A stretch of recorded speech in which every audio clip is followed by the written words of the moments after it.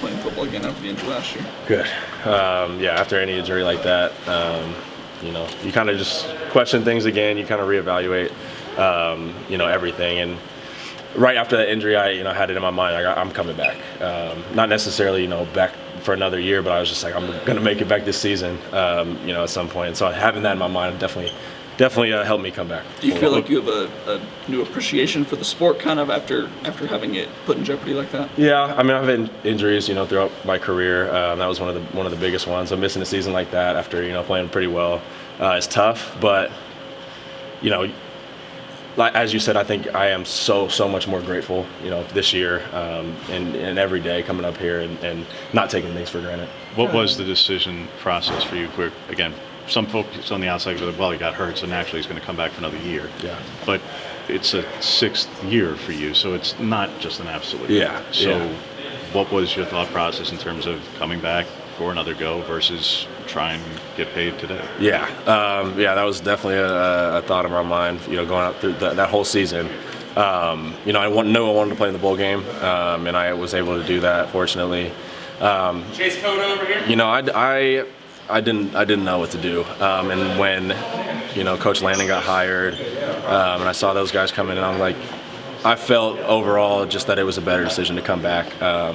More money to be made. Hopefully, if I have a good season this year, looking ahead to the NFL draft next year. You don't have to disclose anything on your end, but a lot of situations like this, NIL could factor into helping a player say, I'm going to stay a year because I can now have the opportunity to make money while you're in school. Yeah. Do you see that on your end? Yeah, 100%. And obviously NIL is going to, it's going to change up the whole game. It already has been in terms of recruiting, all that stuff. But, for me, that was definitely a thing that factored in. I'm thinking, well, there is money to be made. Obviously, it's not going to compare to, what it would look like, going to the draft. And that's ultimately my main goal. But yeah, it's nice to have a little extra money in your pocket. So that factored into your decision? Yeah, a little bit, especially at a place like this, right? Like you're not going to go anywhere else, especially looking, at transferring or anything like that. You wouldn't go anywhere else that you would be better than this in terms of NIL deals and stuff. And I just was I was feeling a good sense of family within the team, not necessarily the coaches, because that's going to change and stuff, but a lot of factors that came into that decision. Do you think that's the reason why a lot of the guys transferred to Oregon too? You got like Christian coming in here, a few other guys transferred in. Do you think that NIL is a reason for that? I think it always will play in. Like there's it might not be the main focus, and for some guys it might be, or the main reason that somebody comes here. Like for Gonzo, I don't think that's the main thing that brought him here, but you look at Oregon as a whole, as a brand, as a program, and why wouldn't you want to be here? That's how I look at it.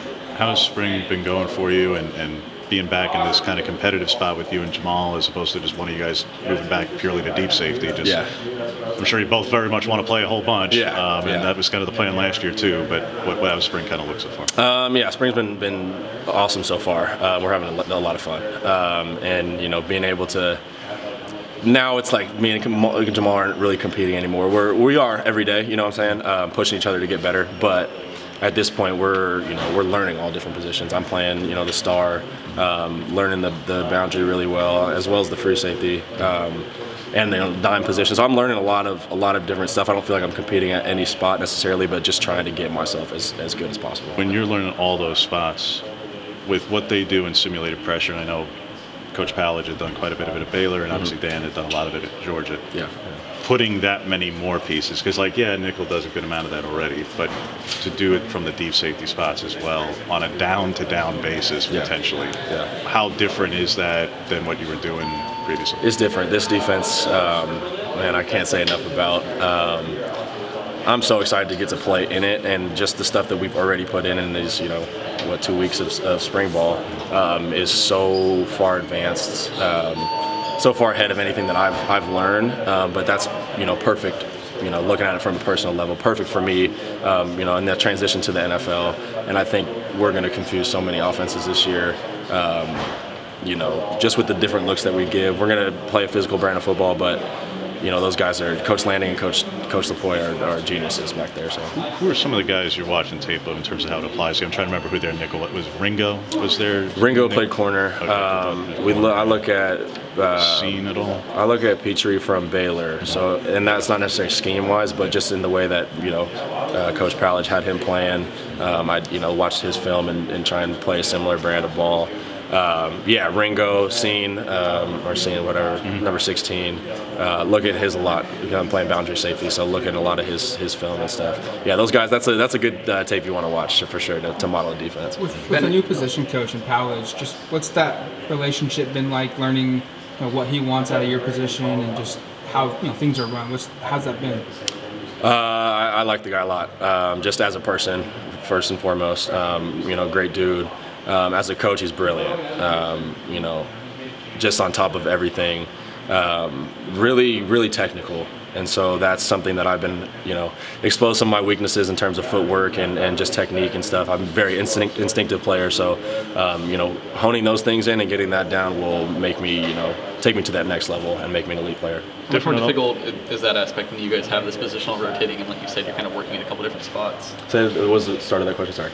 How difficult, Okay, is gotcha. is kind of tapping into that technique? Yeah, it's been a little bit of a load on me in terms of learning all the positions, but I feel like I'm handling it pretty well.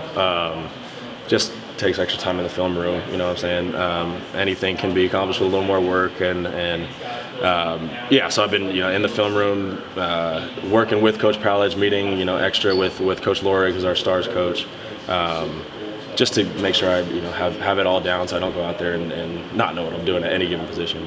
When Coach Land talks about increasing the havoc rate, and you guys are losing the nation's leader in interceptions, and the quarterback of the defense, Yep. and your leader in pass rush, and there's a drop there, and you guys are lacking in sacks. Yeah. You were a guy who's creating a lot of havoc when you were on the field. Yeah. How much of an onus do you feel that when you are out there, that role, whether it's you or Jamal for that matter, Yeah. is a big part of what they're trying to do? Yeah. Yes, you always want to cause disruption, but what you do is so important to getting that done. Yeah, and that's the first thing that we, as a defense, one of our main goals, our identities, is ball excellence, right? And making plays with the ball, and that's something I definitely pride myself on.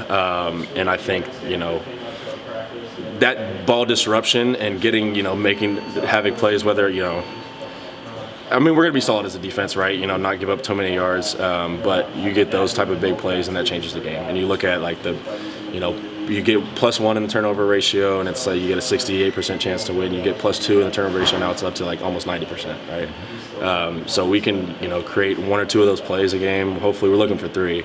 And it changes the whole tide of the game. And so for guys like me, guys like Maul, who can get their hands on balls and fly around and be disruptive like that, that's huge in terms of what Coach Lanning and LaPointe are looking for. How much are you bouncing between position rooms? Like, are you with Pallage and Lorig? Are you with one? Yeah, so I've been doing both. On any given day, week, what I'm saying? It could be I'm with the Stars for a week, and then over today I was back with the safeties for the first time. And it's just to have a balance, so I'm not forgetting stuff or installs, for one position against the other. So I've been, bouncing back and forth. Have they given you a timeline on how long they want that to continue? Or do you think this could be something that carries on to the season where you're swapping positions? Yeah, no, there's no timeline on that. I think I'm fully prepared for this season to be playing whatever position. And I'm sure it's going to be more than just one throughout the season, right? I won't just be put at just one position.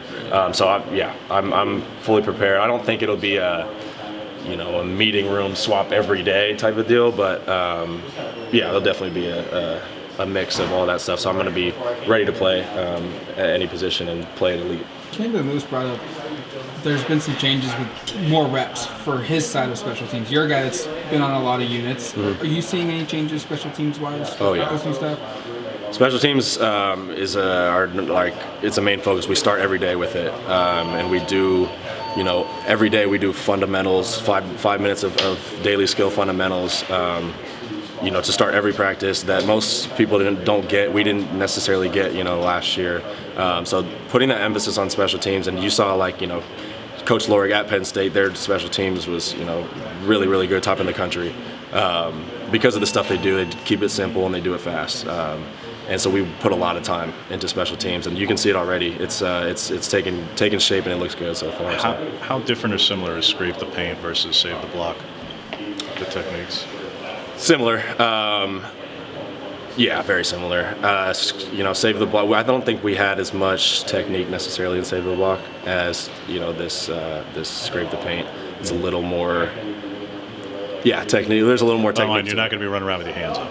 Your palms are not going to be right. We're not putting our hands up because that looks like you're guilty. Mm-hmm. So save the block. You want to obviously get your body in front, but make it look like a block, and it should be a block. To just get in front of between the defender and the returner. I mean, you talked a little bit about Gonzo earlier. Coach Lanning said that he was more of like a silent, shy leader. Have you seen that at all? Yeah, so I love Gonzo. He's an incredible player, and going to be really, really good for us at corner this year. He's not going to be a rah-rah guy, not out there super talkative. Kind of like a silent assassin. I like that nickname. Might have to throw that on him. Yeah. But he is. He's quiet. He's not going to say much. Not going to celebrate. Talk a lot of crap in your face. But man, the way he plays speaks for itself. Why do you love him? I love the kid. He's a great kid. And that's how I always judge. Judge off the character first. And so that's super important to me.